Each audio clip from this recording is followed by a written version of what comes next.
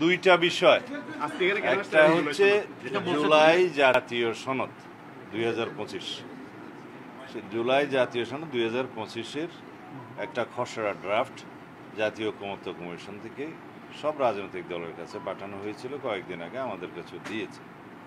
সেখানে জুলাই সনদ প্রস্তুতির জন্য, গঠনের জন্য জাতীয় ঐকমত্য কমিশন গঠনের আগের ইতিহাস এবং ঐতিহাসিক প্রেক্ষাপট, তারপরে রাজনৈতিক দলসমূহের সাথে আলোচনা এবং সুপারিশ, এগুলো সব বিস্তারিত বর্ণনা করে যে সমস্ত সুপারিশগুলো ঐকমত্যের ভিত্তিতে সবাই গ্রহণ করেছে, সেই সুপারিশগুলো একত্রিত করে সেই জুলাই সনদ প্রণীত হবে সেটা বলা আছে।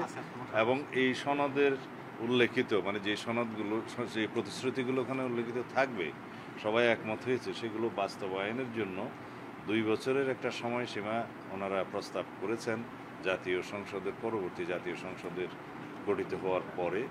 এবং সেখানে প্রতিশ্রুতি এবং অঙ্গীকার চেয়েছে রাজনৈতিক দলসমূহের পক্ষ থেকে। আমরা সেই অঙ্গীকার এবং প্রতিশ্রুতি আমরা প্রদান করেছি। আমরা সেই ড্রাফটের খসড়াটায় 2-1টি শব্দগত, বাক্যগত অসামঞ্জস্য সেগুলো সংশোধন করে জমা দিয়েছি।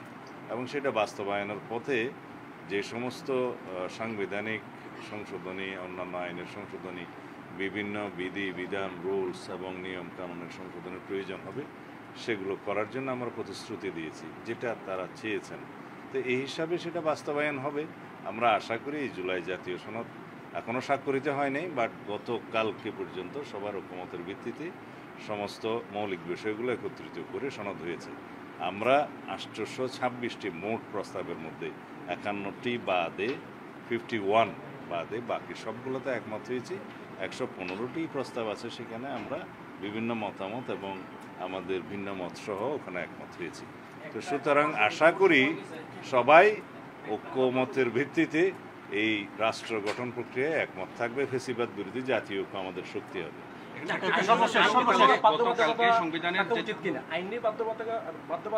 জনগণের সার্বভৌম ইচ্ছার উপরে কোনো আইন নেই।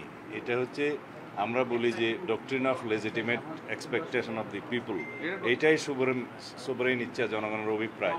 এখানে সবাই একত্রিত হয়ে যে সনদ তৈরি হবে, it is above the law.